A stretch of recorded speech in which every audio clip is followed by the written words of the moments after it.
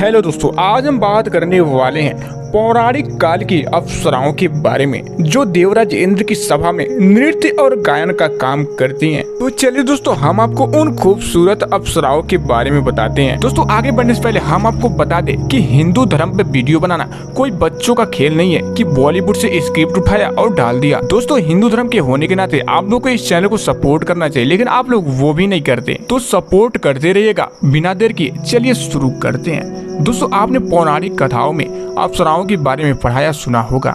इन कथाओं में अप्सराओं को एक बेहद खूबसूरत और आकर्षक महिलाओं के रूप में दर्शाया गया है जो देवराज इंद्र की सभा में नृत्य और गायन का काम करती हैं और जरूरत पड़ने पर अप्सराएं स्वर्ग लोक में रहने वाली आत्माओं एवं देवों का वासना की पूर्ति भी करती हैं। लेकिन इन बातों में कितनी सच्चाई है ये कोई नहीं जानता, क्योंकि अप्सराओं का उल्लेख सिर्फ धर्म ग्रंथों में ही मिलती है।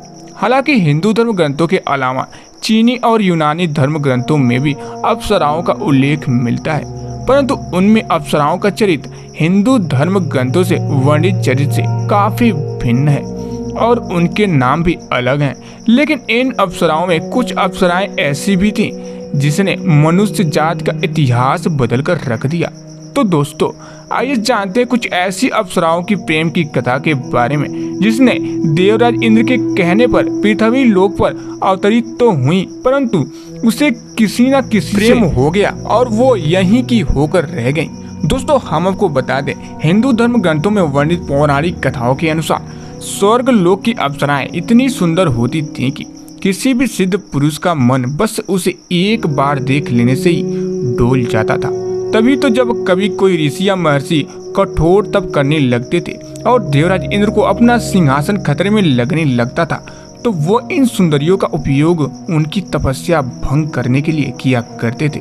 और इसी कड़ी में कई अप्सराओं को इन ऋषि महर्षियों से प्रेम हो गया और वो आज भी उनका वंश पृथ्वी लोक पर मौजूद है। इस कड़ी में सबसे पहला नाम आता है मेनका। दोस्तों, हिंदू पौराणिक कथाओं में मेनका को स्वर्ग लोक की अप्सराओं में से सबसे सुंदर माना जाता है। मेनका का जन्म देवों और असुरों द्वारा समुद्र मंथन के दौरान हुआ था। वह सुंदर होने के साथ साथ कुशाग्र बुद्धि और सहज प्रतिभा की ध्वनि थी।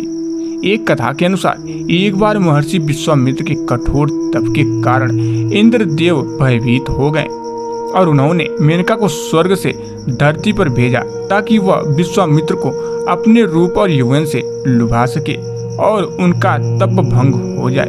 मेनका इंद्र का आदेश पाते ही पृथ्वी लोक पर आई और उसने सफलतापूर्वक विश्वामित्र को अपने सौंदर्य के जाल में फंसाकर उनकी तपस्या भंग कर दी। महर्षि विश्वामित्र मेनका के रूप को देखकर उस पर मोहित हो गए और उसे प्रेम करने लगे। उधर मेनका भी विश्वामित्र के साथ वास्तविक प्रेम में पड़ गई। दोनों पति पत्नी की तरह रहने लगे। कुछ समय बाद दोनों के संयोग से एक पुत्री का जन्म हुआ जो बाद में ऋषि कव के आश्रम में पली बढ़ी और शकुंतला के नाम से प्रसिद्ध हुई। बड़ी होने पर शकुंतला का विवाह राजा दुष्यंत से हुआ। विवाह के पश्चात शकुंतला और राजा दुष्यंत के संयोग से एक पुत्र उत्पन्न हुआ जिसका नाम भरत रखा गया और उसी भरत के नाम पर आज हमारे देश का नाम भारत है। तो चलिए दोस्तों, अब जान लेते हैं दूसरी अप्सरा उर्वशी। दोस्तों, अप्सरा उर्वशी का सौंदर्य भी बड़ा ही मनमोहक था। पौराणिक कथाओं के अनुसार देवी उर्वशी एक बार इंद्र की सभा में नृत्य कर रही थी। उस समय राजा पुरुरवा भी वहां उपस्थित थे और उसके सौंदर्य को देखकर वो उसके प्रति आकृष्ट हो गए। उधर उर्वशी भी राजा पुरुरवा पर मोहित हो गई, जिसकी वजह से उर्वशी की ताल बिगड़ गई थी। इस बात का पता जब देवराज इंद्र को चला तो वो क्रोधित हो उठे और उन्होंने दोनों को मृत्यु लोक में रहने का शाप दे दिया। उसके बाद राजा पुरुरवा और उर्वशी कुछ शर्तों के साथ पति पत्नी बनकर मृत्यु लोक में रहने लगे। दोनों के कई पुत्र हुए, जिनमें से आयु के पुत्र नहुस हुए। नहुस की यताति, संज्ञाति, आयाति और ध्रुव प्रमुख पुत्र थे। इन्हीं में से यतात के यदु, तुर्वसु, ध्रुव, अनु और पुरु हुए। यदु से यादव और पुरु से पौरव हुए। पुरु के वंश में ही आगे चलकर कुरु हुए और कुरु से ही कौरव हुए। भीष्म पितामह कुरु वंशी ही थे। दोस्तों, महाभारत के अनुसार उर्वशी एक बार इंद्र की सभा में अर्जुन को देखकर आकर्षित हो गई थी और उसने अर्जुन से निवेदन किया था कि वो उसके साथ रमन करे, परंतु अर्जुन ने यह कहते हुए मना कर दिया कि हे देवी, हमारे पूर्वज ने आपसे विवाह करके हमारे वंश का गौरव बढ़ाया था, अतः पुरु वंश की जननी होने के नाते आप हमारी माता समान हैं।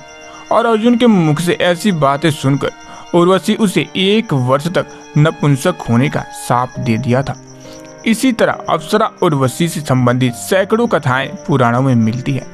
तो चलिए दोस्तों, अब जान लेते हैं तीसरी अप्सरा पुंजिकस्थला। दोस्तों, एक और जहां उर्वशी और मेनका ने पुरुरवा के वंश को आगे बढ़ाया, वहीं पुंजिकस्थला ने वानर वंश को आगे बढ़ाया था। माता अंजनी से हनुमान के जन्म की कथा तो हम सब ने सुनी है, लेकिन बहुत कम लोग जानते हैं कि माता अंजनी किसी समय इंद्र के दरबार में पुंजिकस्थला नामक एक अप्सरा हुआ करती थी। ऐसा माना जाता है कि एक बार पुंजिकस्थला ने तपस्या करते एक तेजस्वी ऋषि के साथ अभद्रता कर दी। गुस्से में आकर ऋषि ने पुंजिकस्थला को श्राप दे दिया कि जा तो वानर की तरह स्वभाव वाली बानरी बन जा। ऋषि के श्राप को सुनकर पुंजिकस्थला ऋषि से क्षमा याचना मांगने लगी। तब ऋषि ने दया दिखाई और कहा कि तुम्हारा वह रूप भी परम तेजस्वी होगा, तुमसे एक ऐसे पुत्र का जन्म होगा जिसकी कीर्ति और यश तुम्हारा नाम युग युगों तक अमर हो जाएगा। इस तरह अंजनी को वीर पुत्र का आशीर्वाद मिला। इस शाप के बाद पुंजिकस्थला धरती पर चली गई और वहां एक शिकारन के रूप में रहने लगी। वहीं उनकी मुलाकात केसरी से हुई और दोनों में प्रेम हो गया। केसरी और अंजना ने विवाह कर लिया, पर संतान सुख से वंचित थे। तब मतंग ऋषि की अंजना ने तप किया। तब वायु देवता ने अंजना की तपस्या से प्रसन्न होकर उसे वरदान दिया कि तुम्हारे यह सूर्य, अग्नि एवं स्वर्ण के समान तेजस्वी वेद वेदांगों का मर्मज्ञ विश्ववंद महाबली पुत्र होगा। पवन देव की कृपा से पुंजिकस्थला को एक पुत्र मिला जिसका नाम अंजनेय रखा गया, जो आगे चलकर बजरंगबली और हनुमान के नाम से प्रसिद्ध हुए। तो चलिए दोस्तों, अब जान लेते हैं हमारी अगली अप्सरा रंभा। दोस्तों, रंभा अपने रूप और सौंदर्य के कारण तीनों लोक में प्रसिद्ध थी और यही कारण था कि हर कोई उसे अपना बनाना चाहता था। रामायण में कुबेर के पुत्र नल कुबेर की पत्नी के रूप में रंभा का उल्लेख मिलता है।